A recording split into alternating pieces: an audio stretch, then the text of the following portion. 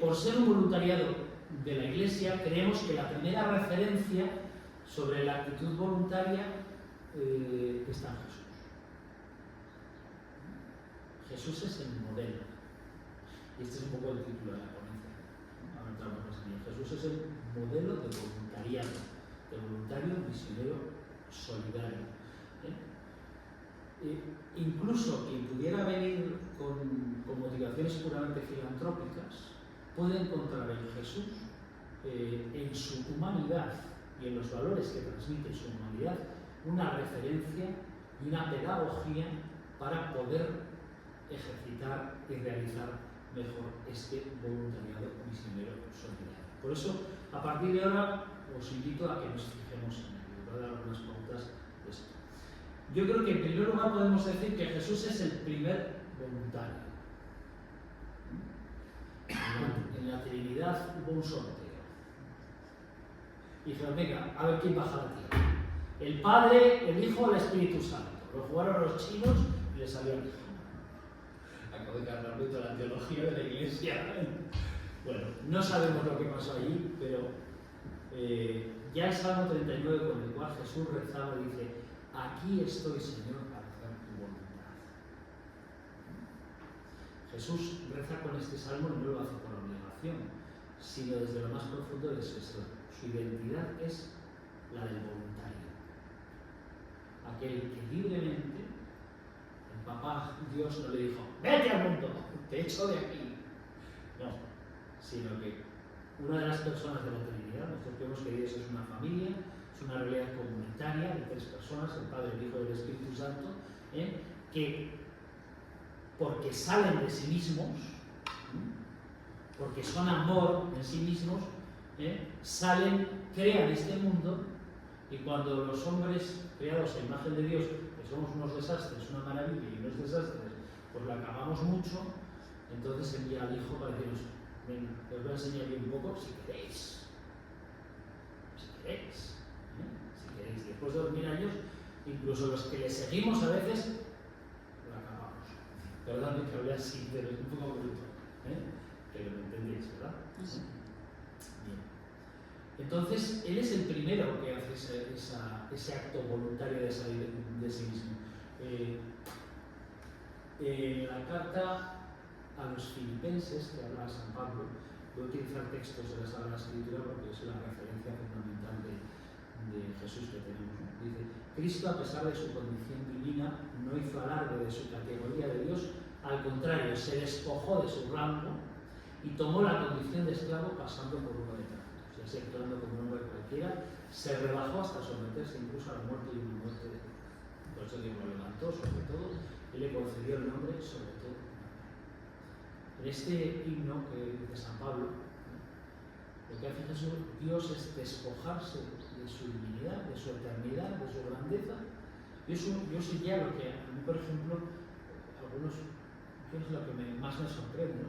Cómo un Dios se hace solidario del ser humano, ¿no? Deja su zona de confort, que la eternidad estarán bien, supongo que se tiene que estar muy bien ahí arriba, y deja su zona de confort para entrar en nuestra historia, en nuestra vida, como uno más, libremente. ¿Qué falta tenía Dios de hacer esas cosas? ¿Qué falta tiene Dios de eso? Pues ya veremos qué es lo que le mueve. Lo que le mueve a Jesús, y lo dice muchas veces, dice: mi alimento es hacer la voluntad del que me envió y llevar a término su obra. Si conocéis un poco la Sagrada Escritura, el Evangelio, cuando se junta en el coche con la samaritana, en ese diálogo la samaritana es una mujer fuera del pueblo de Israel, que acude ahí, y en ese diálogo establece y dice esto, ¿no? Manifiesta: mi alimento es hacer la voluntad del Padre. Luego es el mayor voluntario. Quiere hacer la voluntad de Dios. Y dice que no ha bajado del cielo para hacer su voluntad, sino la del que le ha enviado. Por eso podemos decir que Jesús es el primer voluntario del mundo mundial. Una referencia a la. Yo creo que en Jesús voluntad y misión son una misma cosa, realmente, ¿no? Él es el enviado de Dios para llevar adelante el plan del Padre. La misión que Jesús lleva es establecer el proyecto con el que Dios ha creado. Tendríamos que remontarnos un poco a lo que la Sagrada Escritura nos recoge en el origen, en el Génesis, en esta historia de Adán y Eva y todo esto. ¿Cuál es el plan de Dios? Dios crea por amor, Dios crea el mundo en bondad. Si uno lee el relato del Génesis, el primero, cuando Dios hace la creación, y el primer día hizo el sol, y vio Dios que era bueno.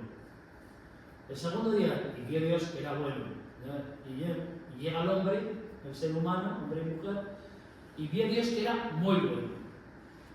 El plan de Dios es creer ya en la bondad de la creación, en la bondad de las cosas. Un voluntario tiene que tener esa actitud interior de creer en la bondad de las cosas. Piensa mal y acertarás. El mundo es malo, el ser humano, si caímos ya en los filósofos, ¿no? Estos del existencialismo, Nietzsche y todos estos, ¿no? El hombre es un lobo para el hombre y tal. Y a veces damos pruebas de eso, ¿no? Pero el plan de Dios es crear un espacio, un paraíso. Ese paraíso de Adán y Eva es el que se pierde. ¿Por qué? Porque el hombre va a su pedo y hace lo que le da la gana y no ama, y no respeta, y no es justo, y no es honesto. Entonces Jesús viene a eso, a marcar esa honestidad hasta las últimas consecuencias. Jesús es el primer misionero porque es el primer enviado de Dios. Es el que Dios envía en primer lugar, no en primer lugar cronológicamente envió los profetas, pero de manera definitiva. San Juan lo recoge así: tanto amó Dios al mundo que entregó a su Hijo unigénito para que todo el que cree en Él no perezca, sino que tenga vida eterna.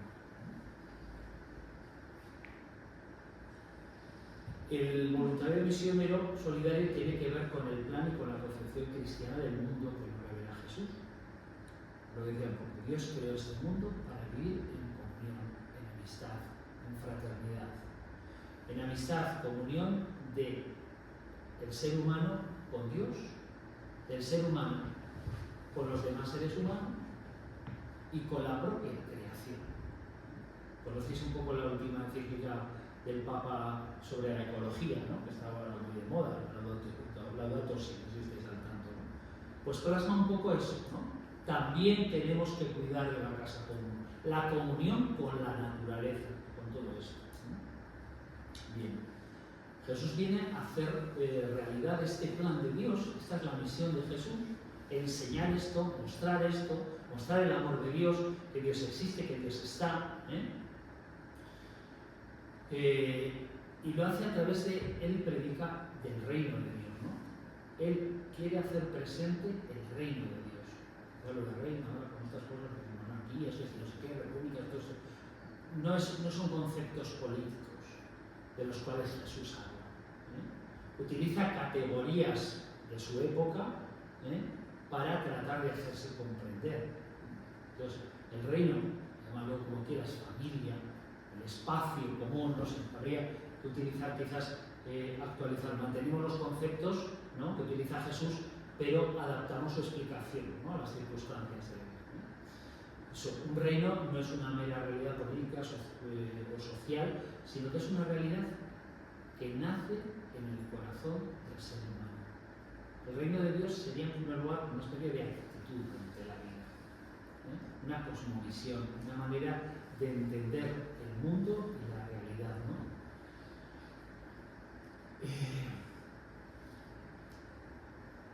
Bien. Jesús pasa la mayor parte de su vida en el anonimato, 30 años de silencio, una vida, ¿no? Y de repente empieza a predicar el reino de Dios. Empieza a anunciarse, lo dice Marcos 1:15. Tras el bautismo en el río de Jordán, que tiene esa manifestación, ¿no? Dice, él comienza a anunciar y a establecer el reino. Viene a establecer esto. Su misión es esa. Bien. Se presenta como rey. Se presenta como rey.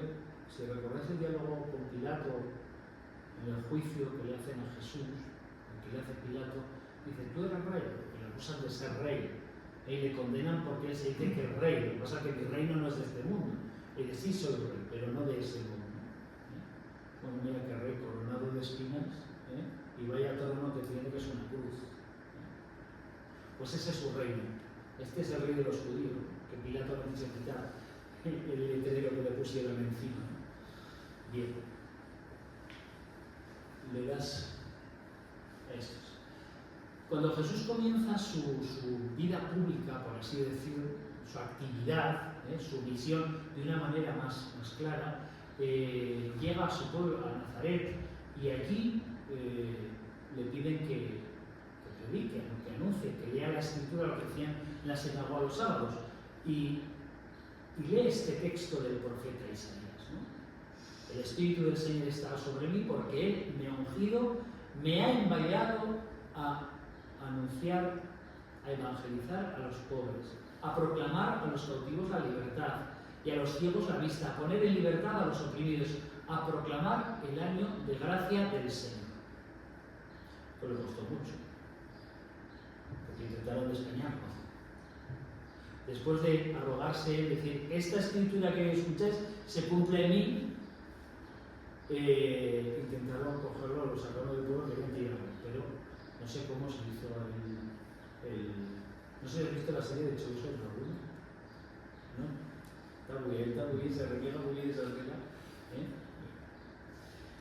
En muchas ocasiones habla en sus discursos y en las palabras sobre el reino de Dios, un reino de justicia, de paz y de amor, un reino donde las relaciones humanas se sostienen en una verdadera fraternidad universal.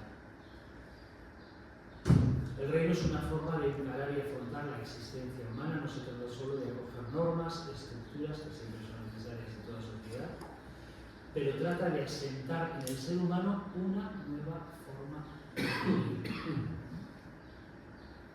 No se trata de cumplir, sino de vivir en la voluntad de Dios. Cuando rezamos los cristianos decimos, hágase tu voluntad en la tierra como en el cielo. En el fondo le estamos diciendo eso a Dios, ¿no? Ayúdanos a que se haga, que tu plan y tu misión se cumplan en el mundo.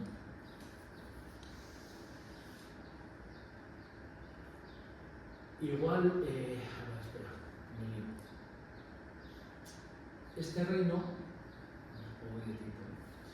este reino que hay que anunciar, implantar, vivir, comienza en el propio corazón. Comienza en Dios.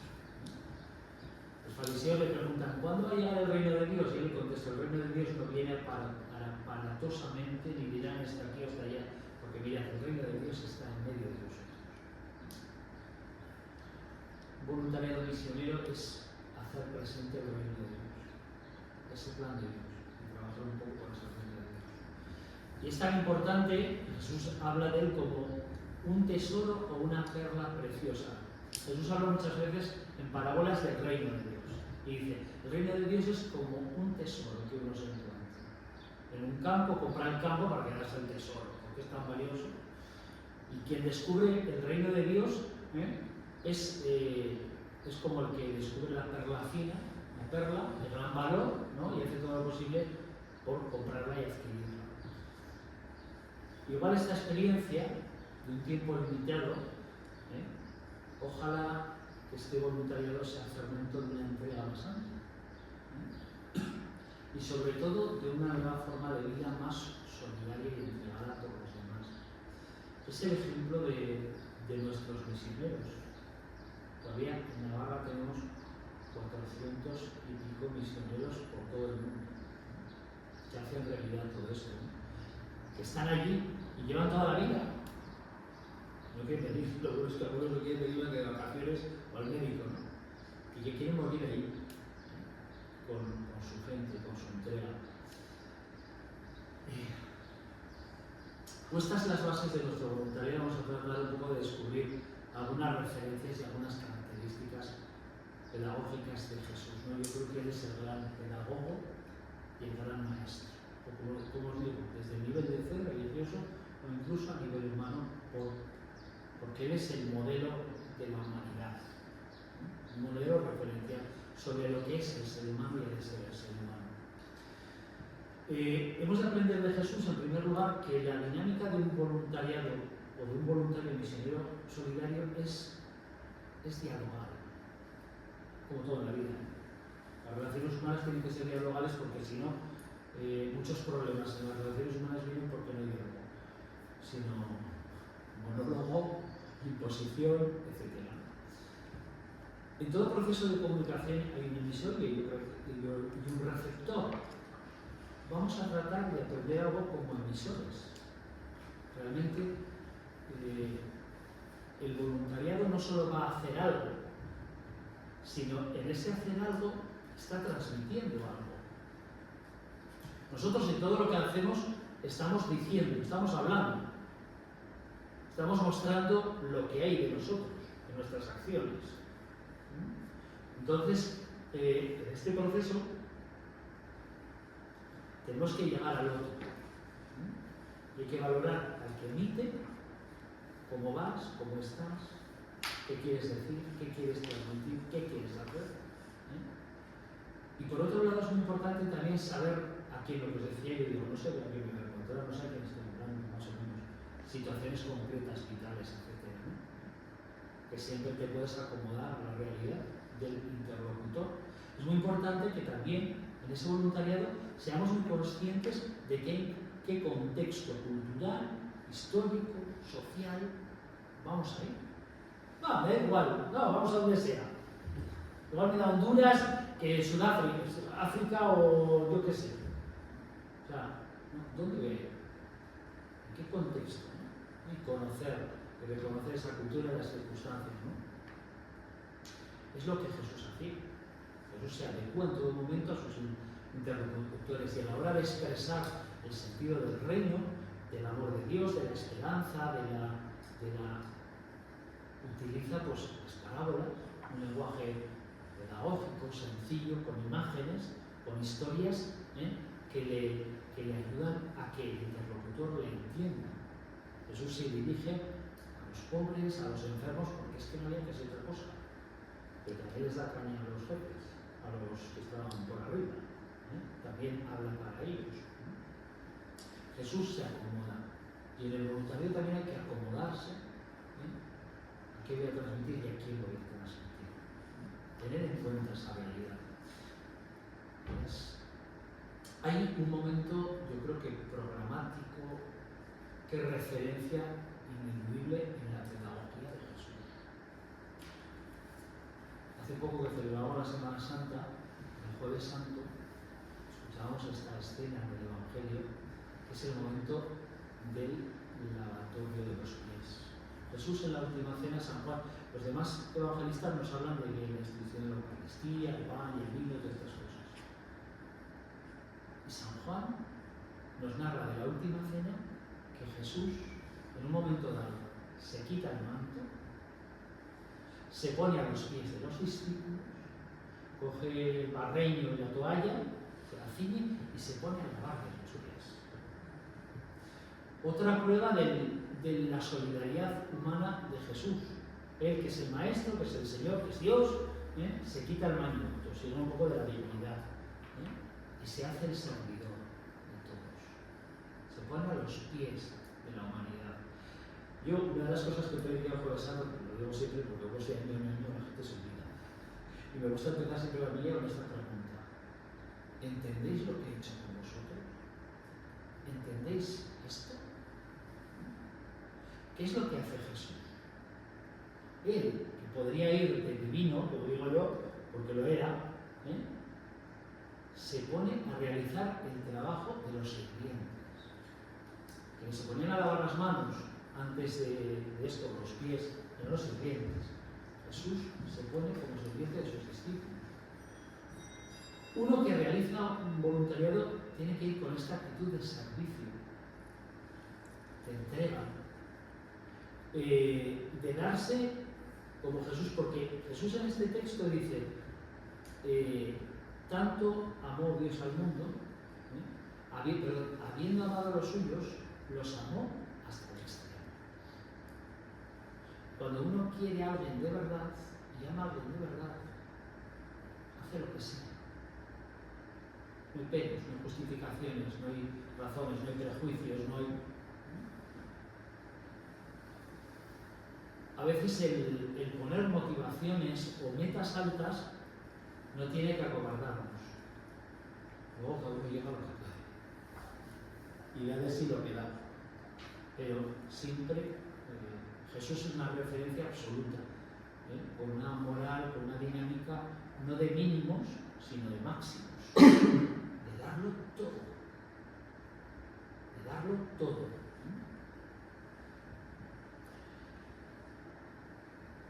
En el fondo de toda acción humana, Jesús nos dice, y la razón que ha de mover el mundo en el fondo es el amor. Esa es la gran pedagogía de Jesús. Y el camino para el bien de la humanidad y la misión que tenemos que llevar adelante es esa. Eso es lo que Dios quiere. Esa es la voluntad de Dios, esa es la misión. Y lo que muchas personas esperan de los misioneros, de los voluntariados, sean religiosos o no sean religiosos, en el fondo la gente espera es que la ames, que la quieras. Y el amor se manifiesta en el servicio. ¿Por qué los misioneros hacen pozos, hacen escuelas? ¿Por qué los millones de cosas que hacen los misioneros? Sirven y lo hacen por amor a esas personas. Jesús, además, ese gesto de humildad de Jesús, se despoja. Uno tiene que hacer un voluntariado no con espíritu de superioridad, que a veces igual ahora ya no tanto, pero antes iba a decir, estos pobrecicos, yo les voy a arreglar la vida. Pues no, no te la arregla tanto. Porque una de las cosas que dicen los misioneros es que aprenden mucho. ¿O no? Y no. Que uno va, a veces quizás un poco sale ese, ¿no? De decir, bueno, yo te voy a ayudar, y al final el que viene ayudado y aprendido es el que va ahí, ¿no? Con esa intención de ayudar. Eso no significa que no vayamos con actitud de servicio y de entrega, pero jamás con una actitud de superioridad. Soy más que tú. Porque hayas tenido más suerte en esta vida y vivas en una parte del mundo más privilegiada, no eres más que, no somos más que nadie. Posiblemente ellos aprenderán de nosotros, podremos aportar algo, pero quizás nosotros también, porque será ese carácter de hermano, como os decía. Hay que revestirse de humildad. Aprender de ellos. Vosotros haced lo mismo, dice Jesús al final. Y cuando Pedro le dice, ¿tú a mí lavas los pies? Si no te lavo los pies, no tienes nada que ver conmigo. Para un creyente tiene que ir sobre todo con esa actitud de servicio, de entregarse. ¿Vamos a ver? Otro momento importante, muy destacable, creo que os situáis, ¿verdad? La parábola del buen samaritano. Cuando a Jesús le pregunta al maestro de la ley, nos narra San Lucas, bueno, ¿qué tengo que hacer para heredar la vida eterna? A veces parece que ser cristiano es para ir al cielo. Sí, pero vaya, mientras tanto hay que aprender a vivir. Y si no tengo que ser bueno para ir al cielo, tengo que ser bueno para vivir feliz, para vivir en plenitud. ¿Qué tengo que hacer para heredar la vida eterna? Que la vida eterna es como, también depende de cómo vivamos aquí. Viven tan esperando la vida eterna, pero no viven aquí. ¿Qué está escrito en la ley? Dice Jesús: amarás al Señor tu Dios con todo tu corazón, con toda la mente. ¿Y quién es mi prójimo? Y a tu prójimo como a ti mismo. ¿Quién es mi prójimo? Entonces les cuenta esta parábola. El samaritano, que no es el despreciable para los judíos. ¿Quién actuó por aquel que tuvo misericordia? El que se paró en el camino, el que no dio un rodeo. El maestro de las Escrituras, porque tenía que ir muy deprisa a predicar al templo, se marchó y no paró. El sacerdote del templo también tenía el culto y por no contaminarse con el encerro como que era esto, también.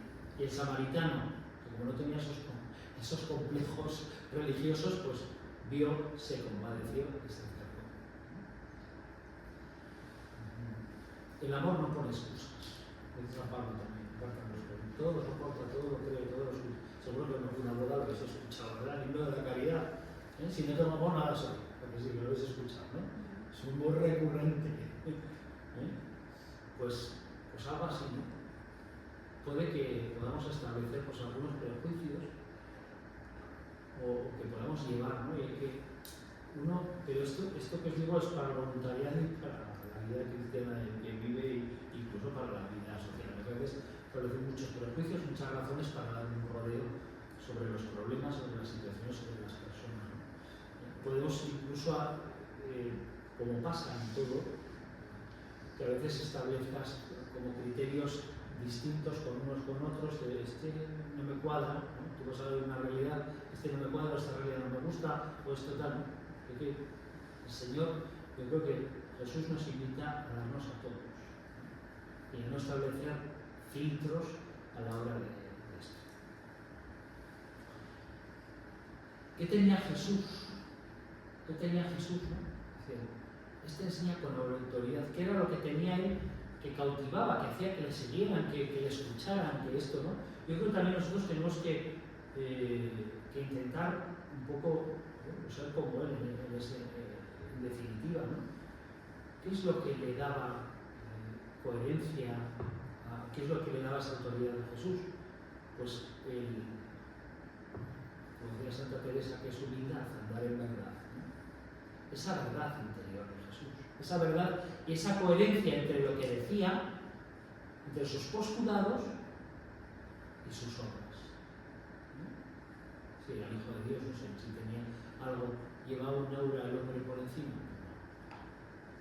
Me imagino que pones aquí a Jesús histórico y a Íñigo y dices, pues bueno, ¿habrá mucha diferencia? Humanamente ninguna. Tendría los rasgos judíos, este tiene de no sé dónde, de Portugal, no sé. Pero me entendéis, ¿no? Esa autoridad es cuando percibes en una persona verdad, ¿no? Eso tenemos esa intuición a veces, ¿no? Pero por otro lado, cuando nos da credibilidad una persona en confianza, es cuando ves esa coherencia, ¿no?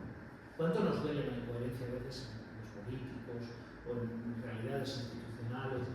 A veces en la propia iglesia, que hay incoherencia, ¿no? Es algo que se da, no todo lo que decimos no lo hacemos. Lo que a Jesús le marca esa autoridad y esa acogida, ¿no? Que le permite esa autoridad es la coherencia. Esa coherencia entre lo que expresamos, creemos, sentimos y lo que hacemos. A él le llevó a la muerte. La coherencia le llevó a la muerte. Podría haber echado a correr, porque las veía venir. Las veía venir. Pero él tenía que llevarlo adelante hasta el último, hasta donde llegase. Y ahí lo que terminó la historia. Un elemento muy importante que quiero considerar y que nos ayuda es aprender a mirar como Jesús. Es algo que nos ayuda. La actitud interior de Jesús, la mirada de Jesús. En primer lugar, podemos decir que Jesús, lo dice él, mira más allá de las apariencias. Nosotros a veces nos importa tanto si el pelo está así, si tal, si lleva, si pones y tal, si como va vestido así será no sé qué, votará no sé quién, no será no sé cuántos. Entonces, esos juicios que emitimos a través de las apariencias, Jesús dice, donde hay que mirar es el corazón, al interior de la persona. Y a veces el interior no se ve en un momento. Hay que darle tiempo para que esa persona, confianza, para que esa persona hable por sí misma. Dice la primera carta, el primer libro de Samuel, la mirada de Dios no es como la mirada del hombre, pues el hombre mira las apariencias, pero Dios mira el corazón. Hay que mirar el corazón de esas personas que tenemos, ¿no? Porque te puede tocar, pues yo qué sé, miles de apariencias, ¿no? Miles de circunstancias, ¿no? Donde vayas. Y hay que mirar el corazón, ¿no? Dejar que el corazón hable de esa persona, para evitar esos prejuicios que te pueden hacer dar rodeos, poner muros con los otros. ¿Cómo mira Jesús? Jesús mira con ternura. Jesús mira con misericordia.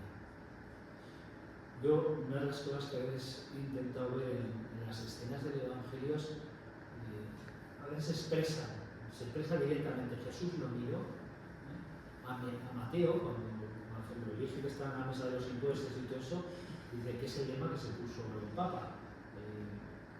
Lo miró con misericordia y lo llamó religión. Y lo dice así. Jesús mira más allá de lo que muestran los ojos de la cara. Jesús mira con la mirada de Dios. ¿Cómo ve Dios al mundo? Dios ve al mundo con esperanza. Dios está diciendo, qué desastre, qué mal, qué fatal, qué horror, qué asco dan. Yo soy un padre y dice, venga, a ver si sale, venga, tira. Como los padres, tenéis padres, ¿verdad? Y siempre con esperanza, tal, apoyando y tal. Tener esa mirada de confianza en la bondad del ser humano. Lo que os decía al principio, y vio Dios que la buena, Dios ve la bondad, Dios ve lo positivo también. Nosotros tenemos que tener esa mirada de valorar lo positivo. Es que son unos desastres, es que no juzgues, es que cada uno mira, yo que sé su historia. Si tú eres un desastre, mira de ti mismo, ¿no? Y dices, pues, yo lo digo por mí, soy un desastre, pues si Dios tiene misericordia conmigo, ¿cómo lo voy a tener yo con los demás? Y confianza y esperanza.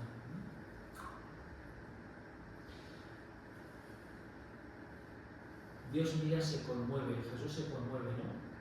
¿Cómo mira la verdad de él? Aquí, ¿recordáis esta escena? Veía cómo los que tenían dinero echaban, pues así, echaban, y sonaban. Estas cacharras debían hacer mucho ruido cuando las monedas gordas que pesaban, que valían, hacían mucho ruido. Y se echaban así para que se les viera. Cuando anda que les daba Jesús caña a los fariseos con el tema de la apariencia, ¿no? Cuando vayas a rezar, no seas como los hipócritas, los llamaban los hipócritas, que echan tanto. Mira esa pobre vida hecha de lo que tiene para vivir, ¿no? Cómo percibe esos gestos de profunda verdad, ¿no? De positividad.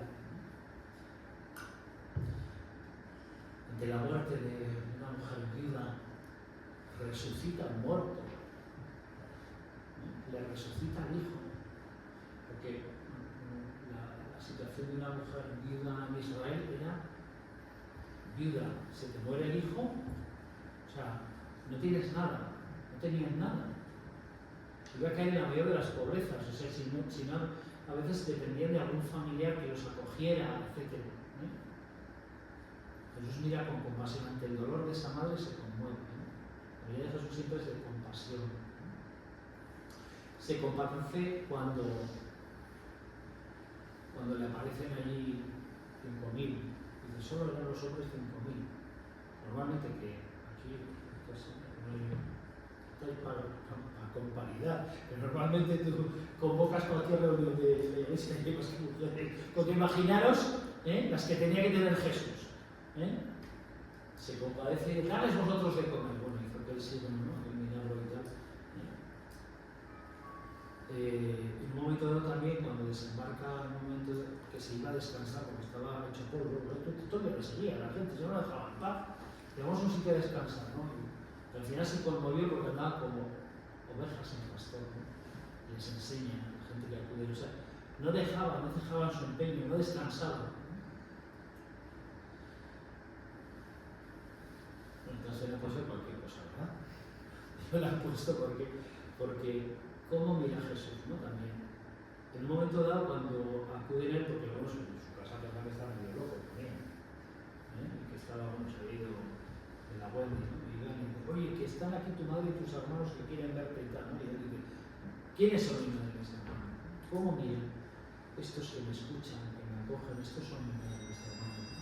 Hay un nuevo concepto de lo que es la fraternidad que va más allá de la pura sangre, ¿no? Del código genético y hoy diríamos, de la partida de nacimiento. Estos son aquellos que escuchan la palabra de Dios y la cumplen. Aquellos que entran en el reino, estos son esa mirada fraternal de Jesús. Una mirada que a veces denuncia, porque Jesús se enfada cuando dejad que los niños se acerquen a mí. Esos criterios que les ponemos para decir, tú sí entras, tú no, todavía no. Jesús nos enseña a mirar con una mirada amplia, con un horizonte amplio. de la realidad que tenemos delante de los niños. Los niños también tienen fe, tienen capacidades, a veces nos lleva a la compasión y tal, ¿no? Pero cualquier realidad, ¿no?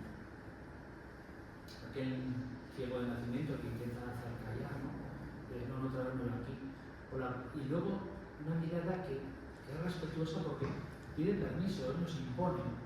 Incluso, por ejemplo, cuando hay un paralítico en una piscina que se echaban a ver si se curaba, o debe ser algo medicinal o no sé qué, y le dice, ¿quieres? O sea, Jesús muchas veces pide permiso para obrar los milagros.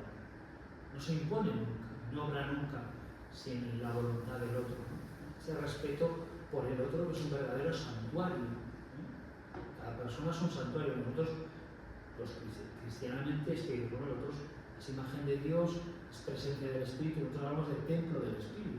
La liturgia habla de esto, la Sagrada Escritura, bueno, hablamos como el templo del Espíritu. Jesús ve en cada persona una presencia de Dios, un ser de Dios. De ahí esa parábola, recordáis, del juicio final. Pondrá las cabras, las ovejas a un lado, a los otros al otro y tal. Y cuando, porque tuve hambre, me disteis de comer, tuve sed, me disteis de beber, tuve enfermo, me curasteis. ¿Cuándo te hicimos eso, Señor? Cuando lo hicisteis con uno de estos, los más pequeños, a mí me lo hicisteis. A mí me lo hicisteis. Percibir en el otro ese valor sagrado de cada persona.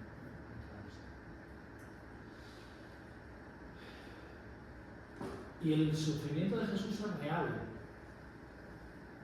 Yo siempre me impresiona mucho cuando, ante la muerte de Marta y María, ¿vale?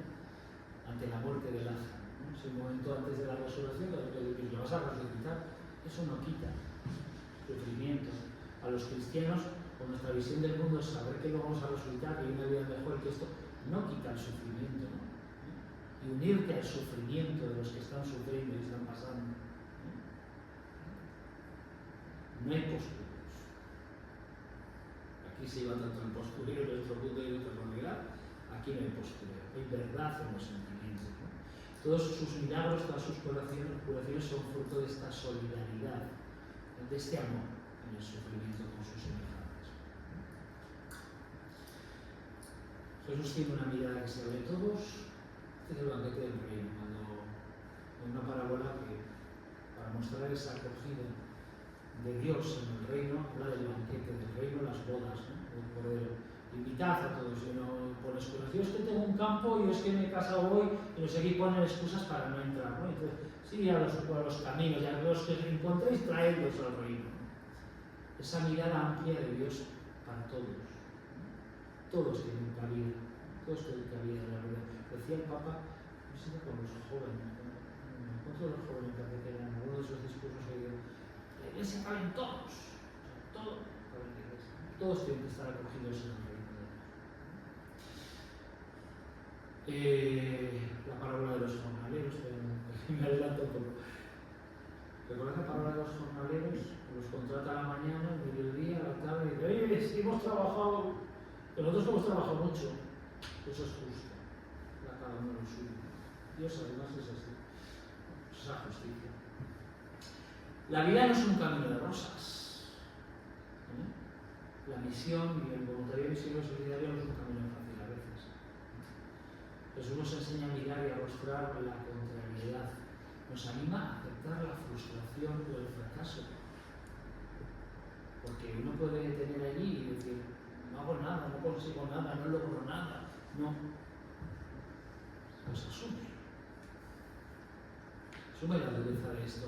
Y le dices, pues no vale la pena esta experiencia, no vale esto que estoy haciendo. No juzgues por eso, que a veces el fruto. Jesús invita a tomarla y a llevarla a la propia cruz y la de los demás, los sufrimientos. Para Jesús lo importante no es el éxito. No me digo los resultados de nuestro voluntariado misionero en clave empresarial. Jesús quiere que entre los suyos la fidelidad y la buena disposición. No importan los fracasos, los errores, los pecados, si hay capacidad de reflexión, de arrepentimiento, de aprendizaje, de crecimiento, de renovación. Lo importante es llevar adelante la tarea con confianza, sabiendo que Él está en medio de la vida. Esta capacidad de mirar y en el fondo forma de ser es algo que no se improvisa. Jesús mira así. Esto me pareció gracioso, aquí lo he puesto. Un poco esa visión positiva, ¿no? O esto. No es real, es un poco irreal, ¿verdad? Pero decir, bueno, no perder nunca la experiencia, la esperanza de lo bonito, de lo positivo, de lo bueno. De cómo nos miremos a nosotros mismos y nos sintamos mirados por Dios y por los demás, va a depender y podremos alcanzar una mirada más limpia, más sincera, más pura para acercarnos y ayudar a nuestros semejantes. Jesús acaba esta fuerza de la oración, el silencio, de encontrarse con Dios, con el Padre, de hablar con Él. Él se apartaba muchos momentos, horas, noches, para la oración, para el encuentro con el Señor. Y como conclusión, como lo hizo Jesús, la tarea es sembrar, hoy día los frutos, no esperemos los frutos. Decía, cada uno dará el fruto que sea, unos 70, otros 80. Tu labor es la parábola del sembrador, ¿no? Echar la simiente y a veces caerá no sé dónde y no da fruto. Pues ¿qué vas a hacer? Tienes que echarlo en tierra buena, pero tu clave no es sembrar. Y a veces lo pequeñito pues se hace grande, como la parábola de la semilla, ¿recordáis? De la mostaza. Así es el reino de Dios, ¿no? Una pequeña mostaza. La pones, crece y se hace un arbusto que hasta anida, ¿no? Nunca sabes lo que esa pequeña acción, esa entrega que das, esa palabra, no sabes el fruto que va a tener, ¿no? Y termino con unas palabras del Papa Francisco. Papa Francisco ha querido inyectar en la Iglesia, desde su pontificado, la idea de la misión. De que tenemos una misión, de que somos una misión, de que no es una realidad estática que se autoalimenta a sí misma, sino que está abierta la Iglesia en salida. Por eso, hoy más que nunca, cualquier acción de la Iglesia o en el marco de la Iglesia tiene este sentido de apertura, ¿no? De ofrecer, el Papa dice, pues esta verdad, ¿no? Esta verdad de Dios que está, este proyecto de Dios. Os leo un segundito, ¿vale? El número 49. Salgamos a ofrecer a todos la vida de Jesucristo. Repito aquí para toda la Iglesia lo que muchas veces he dicho a los sacerdotes y laicos de Buenos Aires. Prefiero una Iglesia accidentada, herida y manchada por salir a la calle antes que una Iglesia enferma por el encierro y la comodidad de aferrarse a las propias seguridades. No quiero una Iglesia preocupada por ser el centro y que termine clausurada en una maraña de obsesiones y procedimientos. Si algo debe inquietarnos santamente y preocupar nuestra conciencia, es que tantos hermanos vivan sin la fuerza, la luz y el consuelo de la amistad con Jesucristo, sin una comunidad de fe que lo sostenga, sin un horizonte de sentido y de vida. Más que el temor a equivocarnos, espero que nos mueva el temor a encerrarnos en las estructuras que nos dan una falsa contención, en las normas que nos vuelven jueces implacables, en las costumbres donde nos sentimos tranquilos, mientras afuera hay una multitud hambrienta y Jesús que repite sin cansarse, dadles vosotros de comer. Es el número 49 de la Evangelii Gaudium. Y el 120 terminamos después. Bueno, no es largo, pero como en virtud del bautismo recibido, cada miembro del pueblo de Dios se ha convertido en un discípulo misionero. Cada uno de los bautizados, cualquiera que sea su función en la Iglesia y el grado de ilustración de su fe, es un agente evangelizador. O sea, los bautizados todos somos una misión. Somos misioneros. Punto final.